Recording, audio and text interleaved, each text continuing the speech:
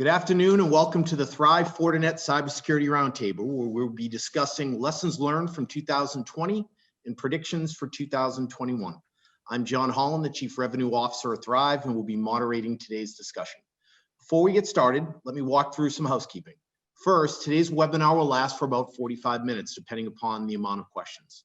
We're recording this and we'll distribute the content shortly after the event if you would like to rewatch or share with someone. If you have any questions, please enter them into the QA area below or directly into the chat box, and we will get to them shortly.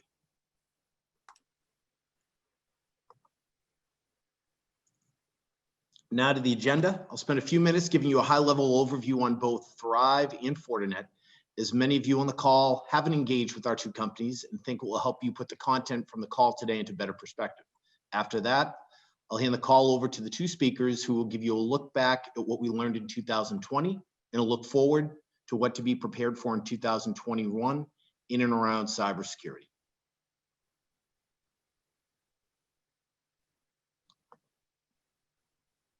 Now to our speakers, Mike and Jonathan. Can you please introduce yourself and give us your background? Let's start with Mike. Yeah, hi, John. Michael Graham, Thrive CTO. I'm responsible for technology strategy and vision, as well as security, compliance, and cloud operations here at Thrive. I'm extremely passionate about security, and I want to personally thank Fortinet and Jonathan for being here to join us today. I think this is always an interesting time of year to take a look at what's happened and also try to predict what might happen in next year and in the future in general. Well, hi, and thanks for this opportunity. My name is Jonathan Nguyen. I'm a Vice President and a Field CISO at Fortinet. I've been working in security for about 25 years. I started way back in the 90s. I spent 16 years at Verizon, where I was part of the leadership team for that MSSP practice there. I left Verizon as a security CTO, where I ran the data breach investigations report. And so, long lesson short, across 12,000 different data breaches, I saw lots of underlying issues that were recurring every year. And that's why I came to Fortinet, to really help drive the technology side of the house, to help get cybersecurity right. And so really looking forward to talking about what we learned over the last 12 months, plus what we learned in the last 20 odd years, and what that means going forward. So again, many thanks to Thrive and Mike for this time. Thank you very much, Mike and Jonathan. As mentioned, I'll spend the next few minutes giving you a brief and high-level overview on both Thrive and Fortinet to help you better understand who we are, and again, to help you put all this content better in perspective. So to Thrive, Thrive's one of the largest and fastest growing managed service providers and managed security service providers in the country. Can deliver full end-to-end IT outsourcing to our clients, or the fastest growing part of our business is where we see our clients not outsourcing everything to us, but where we're just doing components of their IT, which would include cloud, managed services, and or cybersecurity. Excellent. In summary, here's what makes Thrive very unique. Thrive, being one of the largest MSPs and MSSPs in the country, have reached the scale to invest in our tools, people, and processes that others haven't been able to do. Next, our service offering, where we can deliver next-gen IT services, helping you reach your business objectives and your short and long-term goals. Next, our automation and orchestration engine that we built on our managed services platform gives us and our customers incredible insight into their environment, along with some self-service capabilities that literally change the way companies consume IT. And lastly, based upon these 3 points, and most importantly, is the Thrive client experience of what our client satisfaction scores tell us about how we service our clients and how they continue to increase quarter after quarter.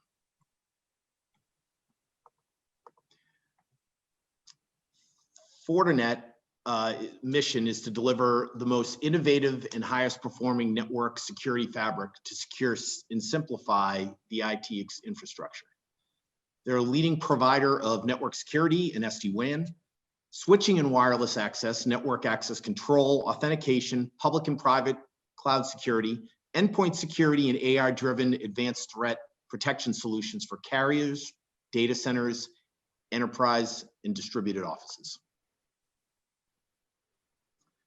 Now let me hand the call over to our two speakers today. Take it away, Mike and Jonathan. Hey, thanks, John. Thanks for that overview. Before we get started and before Jonathan and I start talking a little bit about what's happened in 2020, I just want to quickly mention there was a announcement yesterday from SolarWinds about their Orion product. And Jonathan and I aren't going to dive too deep on the breach specifically. I just wanted to mention just a little bit of an announcement. Thrive does not use SolarWinds Orion in its managed service offering.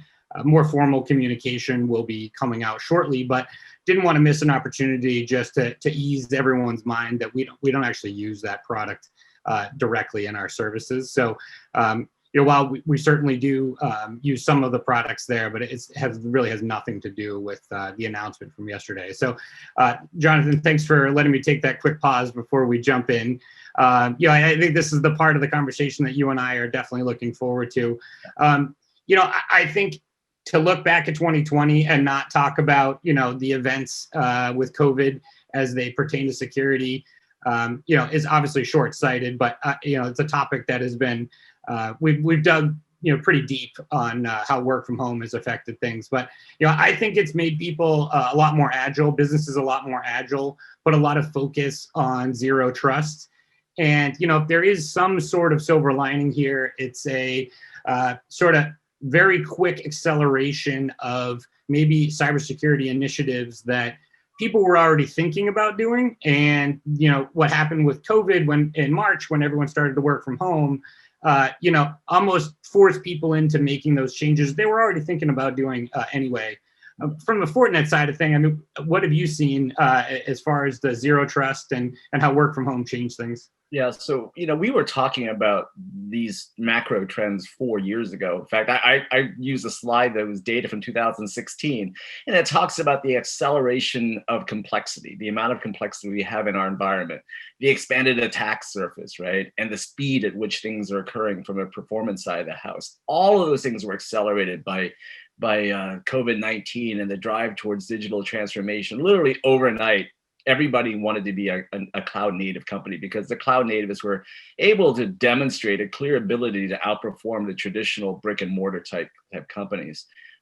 Remote working, I think, accelerated zero trust. So zero trust, for the audience who may not be familiar with it, is a concept that was spawned in 2009. So it's been around for a while. But it was the idea of applying least privilege across an enterprise, meaning that only the right people should be able to access the right applications and workloads at the right time. And that now means not only users, but entities as well. And so now that 90+% of us are working outside of that perimeter, zero trust is more widely adopted. And it's something that should have been adopted much earlier. But like you said, Mike, the good thing is that now it's being adopted. So what we saw at Fortinet were a couple of things. One, a rapid acceleration in terms of remote access. And the FortiGate firewalls that we build already have the VPN capabilities built within that. So a lot of our customers were able to seamlessly accelerate their VPN deployments. The other thing we saw was that as work transformed and branch locations transformed, the entire architecture was changed. So we've gone from a MPLS router-based model where everything is hub and spoked outwards to really it's now about wherever that endpoint is and wherever that branch office is. And there isn't a need to run that traffic all back to a bottleneck in a data center that's no longer relevant. Because why? Because we're consuming services from the cloud, and we've moved our workloads and applications to the cloud. And so what we saw over the last 9 months really was a huge acceleration of demand in SD-WAN and that component within the security stack itself. And one of the major aha moments was when a CIO told me, look, Jonathan, those traditional ITIL KPIs in terms of mean time to detection, mediation, remediation, things of that nature are useful. But the only things that really matter right now, it's about the business outcome or the mission outcome. And it's about that end user experience. And what we saw was that as especially mid-sized companies moved to the cloud, there was a huge demand for SD-WAN. Why? Because in order to deliver the business outcome and that end user experience, the application performance in the cloud has to be optimized. The network performance has to be optimized so you can reach that application, that workload, and it has to be secure. So all three elements, as you said, we've been talking about NOC SOC integration for years, but I think the pressures driving that have pushed us to the point where we need to think about security and network and compute, meaning cloud, in an integrated fashion. And what I also saw was the sheer amount of complexity that brings, is that no longer should security be thought of as a DIY exercise. And that traditional 5-person team in many mid-sized companies really is no longer adequate. And they're beginning to look at service providers, like folks like yourselves. And it just reminded me of a conversation I had with Admiral Rogers a while ago when he was still at Cyber Command. He said, look, Jonathan, cybersecurity is a team sport. It's not a DIY exercise. And across the industry, small, medium, large, I'm seeing everyone beginning to outsource some or all of their security function because it's just too complex to manage on your own. From your seat, what did you see, Mike? Yeah, I mean, and by the way, thanks for the catch on the zero trust. And just one note on, Jonathan, I'm sure like me, you use a lot of security terms. Zero trust is really one that I think is becoming front of mind for people. So, much like 20, 30 years ago, if you ask the average office worker what a VPN is, they were just starting to learn about it, right? And I think maybe moving forward, zero trust will really replace nomenclature as how people connect to different systems. So it's one of those, security buzz terms, as you said, came out in 2009, didn't get a lot of traction, but I think really in 2020, it's become very much front of mind. So I would encourage anybody in the audience to just try and learn as much as they can about zero trust. Now, getting back to, the team sport comment, which by the way, I absolutely love. We were seeing a lot of organizations, whether they had security teams or not, they were already overburdened at the beginning of 2020. And then things got really crazy really fast. Yeah. And, what we've always sort of told people is you need to look at security as its own function, not as a function under IT. Yeah. I even tell people, I almost equate it to a finance function or some other equal function next to IT, because not only, we're saying you need to team up with outsiders of your organization, also internally, it's a team sport, right? Your finance team needs to have security front of mind, your HR, your operations, everybody needs to be thinking about security. And for good or for bad, I think, in beginning of 2020 and into everything that happened, people did actually start to realize this is something I have to take seriously. I can't push it off. And by the way, those who weren't prepared, I think there were some pretty serious disasters. If you were already behind the 8 ball and then things changed right out under your feet, your security got even worse. And there was the Ryuk ransomware that was spreading about maybe a month or two. Obviously, those were extremely impactful to a lot of healthcare organizations and others for that matter. And now if, you don't have a regular security check-in with your executive team, at an absolute minimum, it's absolutely time to start. And I know Fortinet always been pushing that message of, secure security fabric and looking across the entire network. One thing I would love to talk about, and something that happened at Thrive, is we launched our advanced endpoint powered by FortiEDR, which EDR stands for Endpoint Detection and Response. Could you tell us a little bit maybe about that technology? It's something I think a lot of folks are interested in hearing about. So the endpoint now becomes very, very important. The reason why is that we're all working outside of that traditional enterprise perimeter, and we're no longer sitting behind a firewall. And all of those home networks were never designed to be enterprise grade or commercial grade security. That's the practical reality of that. And so the quote attack surface and all the points of vulnerabilities in your network is just multiplied. And in fact, one of the most interesting things we've seen is that prior to the pandemic and people going home, there was about a 4 to 5% failure rate in security awareness tests, meaning that on average, consistently 4 to 5% of any organization's staff were clicking on illegitimate links, were opening things, were failing those security awareness training tests, right? And shockingly, in the first 3 months of the pandemic, that rate went to 22%. Why? Because those home networks are not secure to begin with. People working from home are more easily distracted. They're using a multitude of devices. Some are company provided, some are personal devices.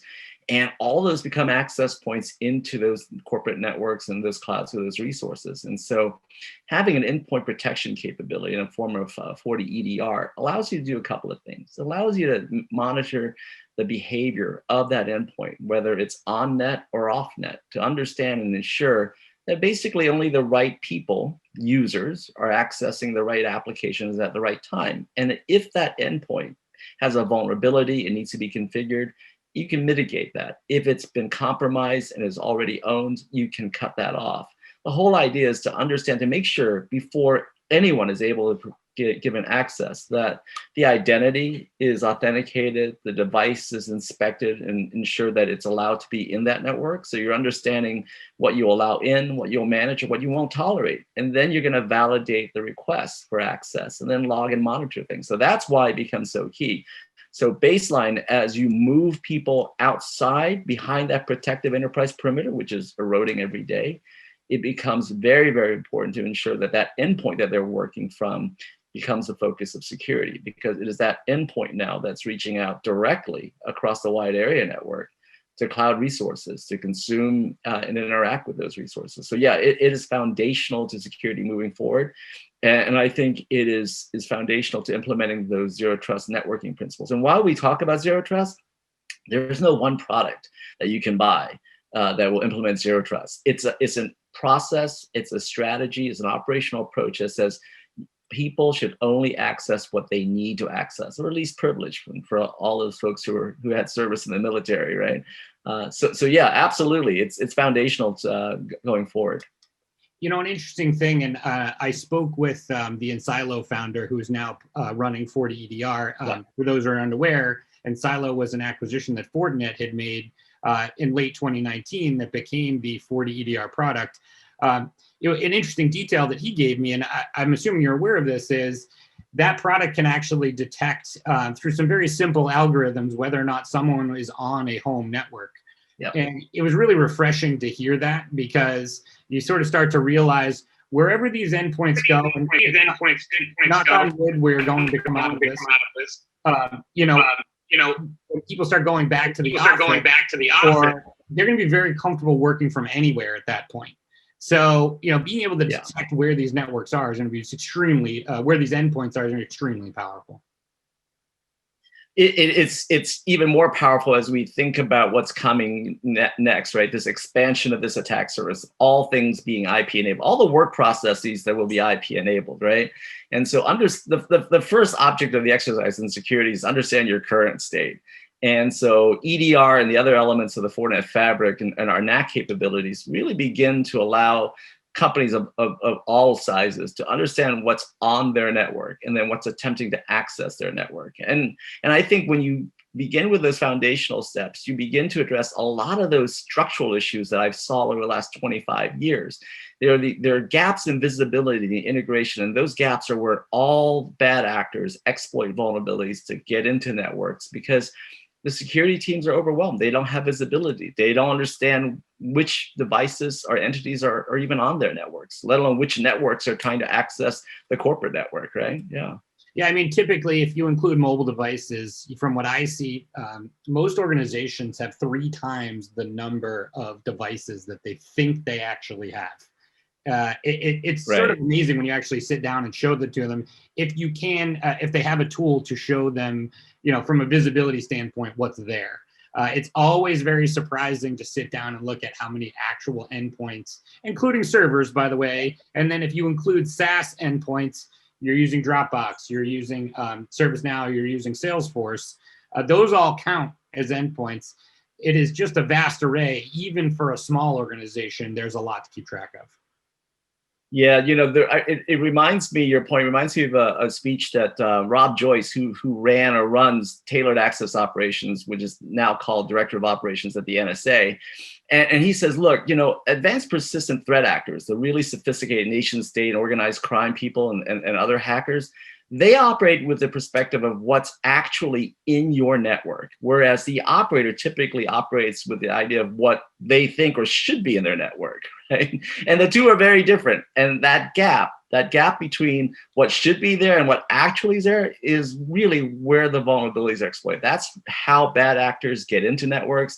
That's how vulnerabilities are exploited. And that's typically why bad things happen. So you're absolutely right. Having visibility is step one in understanding what's happening, right? Yeah, and before we transition to 2021, just I know you've heard the statement, and I want the audience to hear some of this. When we look at this multitude of bad actors and the multitude of endpoints, there's an old saying in security, which is the bad guys only need to be successful once, but the people that defend the networks need to be successful every time. So you really have to take a hard look at where you're at and see what kind of visibility you have and what kind of defenses you have. So that was great. Are you ready to transition to 2021 here and see where we're going? Yeah. Okay, great. I'm gonna start with an interesting one. As I was prepping for this, I started to look at how some of these phishing attacks have started to mutate and how people are leveraging them in different ways. The thing I think we'll see a big increase in is cyber extortion. I think it'll be a much more common term, which is, especially mixing in the home networks. We start to see, perhaps I'm gonna hack your family member and find out what they're up to. And then we leverage that, essentially say, I'm going to post this information publicly if you don't pay my ransom, things like that. Have you heard much about cyber extortion before?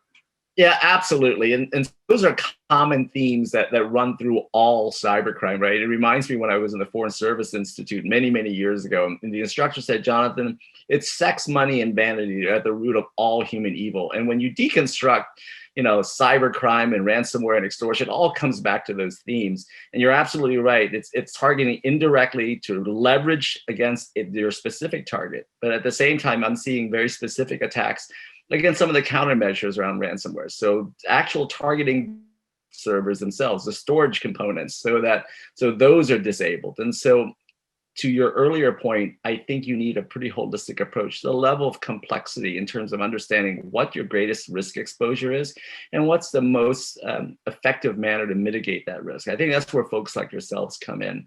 I think that type of insight overnight, right? You really gain over years of experience working with dozens of customers, and that's what anyone would really benefit from. But at the same time, I see very specific attacks targeting endpoints, targeting users.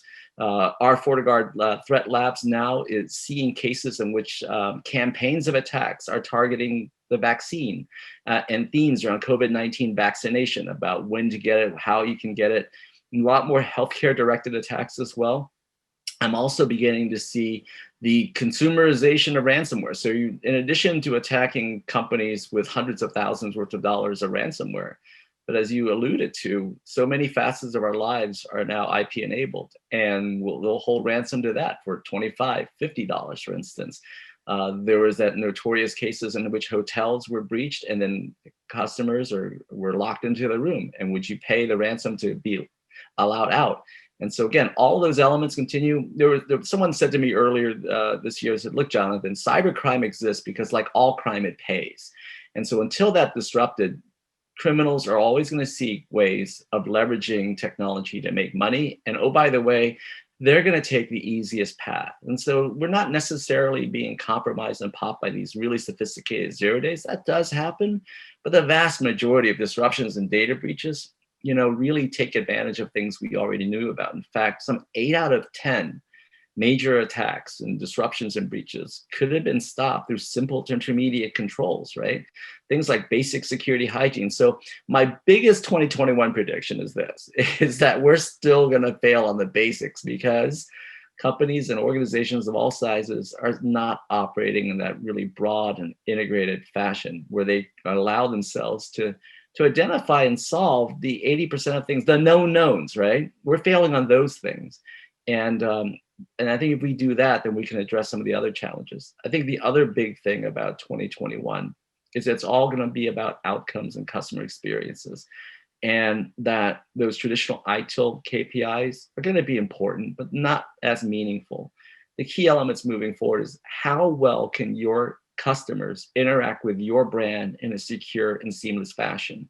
In order to do that, you've got to have optimized application performance in the cloud. You've got optimized network performance, optimized security performance. And so those three separate stacks, disciplines almost, organizations need to operate in an integrated fashion. That's, I think, is going to be spawned out. That, and of course, the rise of artificial intelligence to accelerate our ability to detect and mitigate these things. And so what's emerging is a pretty clear picture, is that, in what, February, NIST came out and said that you really need to consider cyberspace as a hostile operating environment. So whether you're a small, medium, large, global enterprise, you will be targeted. You most likely will be compromised. And the environment and the things you're trying to accomplish are really too complex to do it on your own.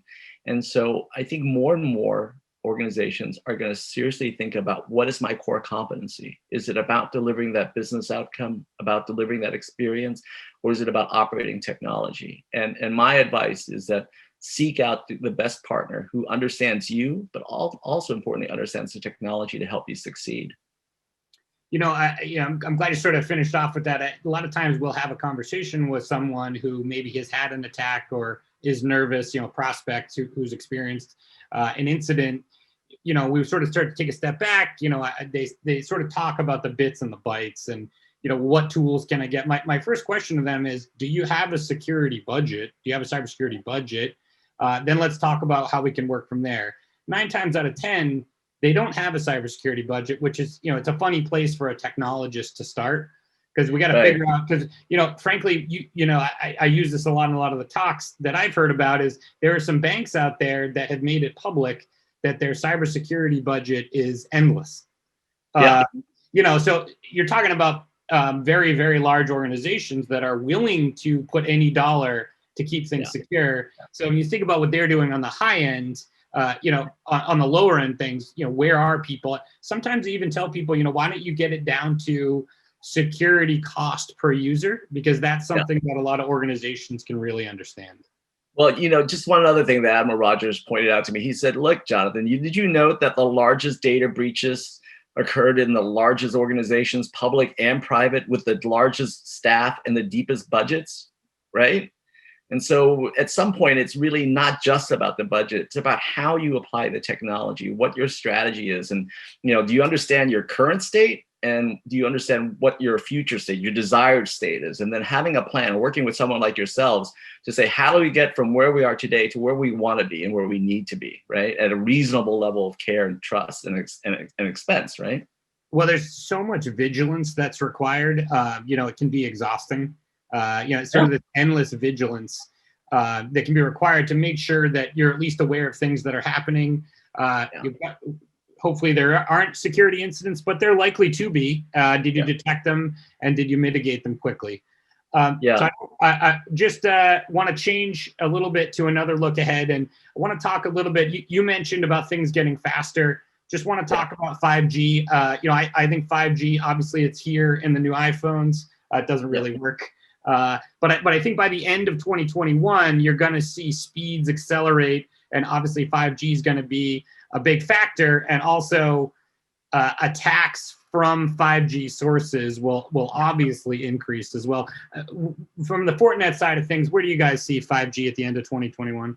So continually acceleration of network performance. What I really see, the challenges of volume, the velocity, and the variety of data, especially encrypted data. When you're thinking about 5G speeds and 90+% of your enterprise traffic being encrypted, do you really have the security platform and technology that can decrypt that much data without degradation of performance? And one of the things that we're really proud about at Fortinet is that, given our ASICs acceleration, meaning that we have very specific software and chips that accelerate the performance of our firewalls, that we can handle and decrypt massive volumes of data without that impairing of performance. So you don't have to compromise on performance to have security. I think that's going to be one of those major considerations for all people to think about, because how do I encrypt data? But the practical reality is that if your technology can't support that level of encryption and decryption, then it's going to run in the clear. The point becomes mute to begin with, right? So that's going to be a key point moving forward. Yeah, I think we might actually even see an increase in DDoS attacks. Now, a lot of people that distributed denial of service attacks, I don't think a lot of people have experienced the DDoS because typically they don't come down to smaller organizations, but just in the way of, commercializing ransomware, ransomware as a service, I do think in 2021, DDoS attacks will be much more common to the smaller organizations. Oh gosh, yeah. I mean, my son's elementary school gets DDoS during examination times because the kids have figured out how to go on DDoS as a service or launch it themselves. That's the level of effort needed. If a fifth grader can launch a DDoS attack against his or her school so that they can't have remote learning during examination day, that really begins to tell you about how low the threshold is now, how widely available it is, right? Yeah, and I think people are really unsuspecting when it comes to DDoS because if you haven't seen it before, it's really hard to understand. It sounds almost, some sort of myth that happens to someone else. But, repelling a DDoS attack is a very, very tricky thing and requires some pretty high level equipment, and it's equipment you're not going to see in small organizations. And, when it comes to all these terms that we've sort of gone through here, there's a lot of times people just get lost in all of this. The thing I really try to tell people, and this is my advice for 2021, is it's okay to ask questions about things you don't know about. Look, I've heard about DDoS 100 times. I've heard about zero trust. I have no idea what anyone's talking about. Ask your infrastructure team, ask your IT provider, whoever that might be. Ask us. It's okay. And I say this a lot. I've never seen any organization, and I don't think Fortinet has either, that can say we have security locked down 100%. There's no way in. And if they're saying that, we really need to look in the mirror because nobody has this figured out. There's always something to be improved. Yeah, I get very nervous when I hear anyone, public, private, large or small, and say, "Yeah, we're good. We don't need anything. We've got great security. We're file-proof." Those types of comments. New gaps are created every day, right? And well, when you say things like that, that's like a red flag to the threat actors out there, right? So right. so the minute you say we're secure, someone's you're literally trolling for attackers to try to find that vulnerability, try to find that exploit, right? And so that's a lesson for all of us. Yeah. Other predictions for 2021 that you want to hit on, Jonathan? I think that what you'll see moving forward is greater integration of security and networking and compute, because more and more organizations, especially the mid-market, are going to go to the cloud. They're not going to have data centers. There's not going to be a need for a mid-market organization to run their own data centers. And as they begin to do that, it's an opportunity. Most of them are telling me they're consolidating right now. They're rethinking what the future will look like. Given all the problems in the past, what should they do now? And I think the big prediction is that you're going to see security thought of from an outcome-based approach. And when you think about outcomes, then you have to think about security, the network performance, as well as the compute in the cloud. All three come together. And that's what it means by the outcome. And I think that service providers will do well. Their big opportunity is the customer relationships, because if you can understand what your customers' outcomes are, requirements are, and what their experience requirements are, then you can tailor your services to help meet that. I remember one customer I had years ago when I ran an MSSP said to me, "Jonathan, look, I don't want a 1/30th of a monthly recurring charge credit. What I want is predictability. What I came to you for is an outcome," right? And I think that's going to be the big trend moving forward. And organizations that can do that, I think are going to do well. Yeah, it's funny too, as I was saying before, it's not something that people talk about often, security, especially non-security people, because frankly, it's a tough conversation to have, right? You're not talking about launching your next product line. You're essentially getting together and talk about bad things that could happen to your organization. But it's those people that don't have those conversations that we find run into a lot more problems. I'll deal with that later. And I think in 2021, there's really going to be a big divide here, which is those who are focused on it and can see what's happening. I actually think we'll get even more mature in their security practices. And those that haven't focused, there's going to be even more stories about major incidents that brought entire organizations to a halt and even put some out of business. I think that is really going to increase, unfortunately, in 2021, because we've still got a lot of people that are behind the 8 ball when it comes to what they need to be doing with security. Yeah. So again, those couple of points and statistics have been true for the last 10 to 12 years. And unfortunately, I think they're going to dominate us moving forward, which is, again, the vast majority of attacks and breaches can be mitigated through simple to intermediate controls. And I think the companies that are going to be successful are the ones who can work with vendors and service providers and say, okay, what does my risk posture look like? What am I trying to do? What are the right controls? And how do I utilize my limited budget and resources to address those risks? And the one thing about threat actors and hackers is that they go for easy targets. If you look like you've got a resilient infrastructure with defense in depth, there are easier places to make money. It's about money. That's what it's about. And it's the fastest way and the easiest way to making money. By making yourself a harder target and a hardened target, you go a long way towards ensuring, the security of your organization. Jonathan, that was fantastic. John, you think we're ready to transition here and take some questions? I am. Thank you very much, Mike and Jonathan. That was great. So now to the questions. At the beginning of the webinar, I asked you to send your questions, and there have been a lot sent throughout the webinar.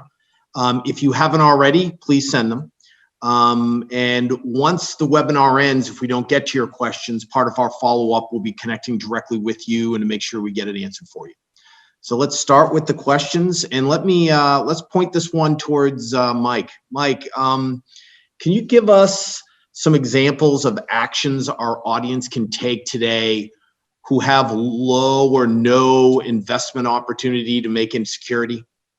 Yeah, sure. And I mentioned this, I touched on this a little bit earlier when we were chatting, but there's a topic that I like to introduce to people, and it's referred to as a tabletop or an incident response test. You see it a lot in compliance audits and things like this, which is a simple sit down with the executive team, and you can do this. They're pretty easy to search on the web, and security tabletop, and run through what if you had a breach, because in the middle of a breach or a security incident, it is so chaotic and so hard to even understand what to do next. And with Jonathan's history, obviously at Verizon, and now at Fortinet, just walking through, well, what protections do we have? How do we control these things? How do we make sure we have endpoint protection on every device? Again, you can sit down and do this, even with or without your IT team. Whether it's a COO having a discussion with the executive team of, well, I'm not really sure if we have any real security monitoring from our outsourced provider. Simply asking those questions can go a long way, and it will actually help you start formulate a roadmap moving forward for security improvements. I think the other thing I want to add is that, you could raise the security awareness of your employees and their families. Right now at Fortinet.com, you can go to our Network Security Experts Institute, and we've got 8 levels of classes which are freely available to the public, where you can get your first NSE 1 and 2. It's just foundational security awareness training, right? Because now, as we're working outside that enterprise perimeter, we all are the front lines. And so the first step towards just readily improving your security, in fact, is to get security awareness training. If you're not utilizing it, go to our NSE Institute, and it's free of charge right now. It's a very easy way to help raise that level of awareness in your staff. Jonathan, I'll throw this one to you. Ransomware. Yeah. From your experience, what are the best ways to protect against ransomware? Well, the best way to protect against ransomware is to have an endpoint protection suite that understands what is happening on that endpoint, and to make sure that if it has been compromised, it can be quarantined, if it can be disconnected from the network, that endpoint is not allowed to access that network. And likewise, the other thing with ransomware is have a properly configured next generation firewall that has signatures to detect whether it's a file-based or not. But the key is really on that endpoint, because ransomware affects that. From a control side of the house, one of the things you can do, of course, is storage, whether it is cloud-based storage or network attached storage. The key about backing up the data is to make sure that you understand what is the interval that's needed for that data. Can it be updated every 30 minutes? Must it be updated every 5 minutes to be effective? So I think that's been one of the key strategies. But like I said, one of the things we're seeing right now are threat actors actually attacking the storage element as well. So yeah, unfortunately, that's going to be here for some time. But that's why EDR and MDR capabilities are so important. Mike, I'll throw this one to you. We have a couple more minutes, so I think we'll have a chance for maybe 2 more questions. And as I mentioned, there were a lot of them we didn't get to, so we'll follow up with you directly. But Mike, I'll forward this one to you.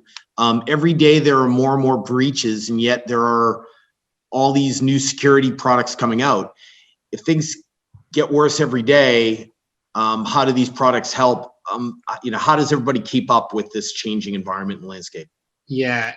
So, it can be very disheartening, right? To put all these tools out there and there's all this innovation, yet attacks are a very, very common thing. I really do sort of go back to the people and then the visibility that Jonathan and I were talking about. You can install all the equipment and all the software that you want. If no one's watching it, it really isn't that useful. This stuff doesn't just work on its own. We can automate a lot.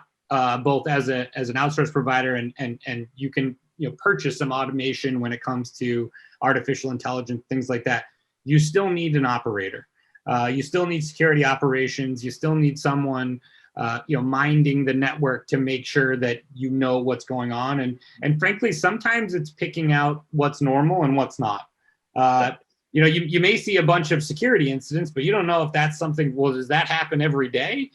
You could be dealing with maybe some sort of false positive. You could also be dealing with an embedded attack that's been there for several months, right? So, there are advancements every day, but you really sort of first start asking yourself, well, what do I have? What's normal for me, and how can I improve? Yeah, and don't just go out and buy lots of point products and from different vendors. What you really want to make sure is you buy effective technology, and you've got a partner to make sure it's properly configured, it's properly updated. I will tell you that improperly configured, misconfigured, and non-updated security devices is one of the major causes for disruptions and breaches. And that's where those gaps appear. I would counsel people to say, make sure you buy technology and make sure you have a service provider partner that's going to maintain it and make sure that's properly up to date. A properly configured and up to date next generation firewall will pay off huge dividends in your security posture. Yeah, and in the enterprise, the breaches are actually often due to misconfiguration of security software. It's not that they didn't make the investment. It's not that they didn't put it in. It just wasn't configured properly. Right, or the certs had expired. I mean, you can take a look at the most notorious data breaches in our history recently, and you'll find at the heart of it was a misconfigured firewall or an internal segmented firewall whose security cert had expired. And so traffic was able to be exfiltrated in the clear. It's those types of things that can be simple to intermediate controls that can solve, right? And that's where someone like Thrive comes in. Great. Thank you very much, everybody. That was great. So thank you for the attendees for taking the time. We understand how busy everyone is at the end of the year. And to make an investment of close to an hour with us really means a lot. And hopefully you found value, most importantly, in what we discussed. We'll be sending out the link and the playback to you shortly after the call. If you had questions, and there were a lot of them, we know who sent them in, so we'll have your Thrive representative follow directly up with you to make sure you get everything that you need. Aside from that, the teams from Thrive and Fortinet wish you all a safe and happy holiday. Enjoy. Thanks, John. Thank you. Thanks, Jonathan.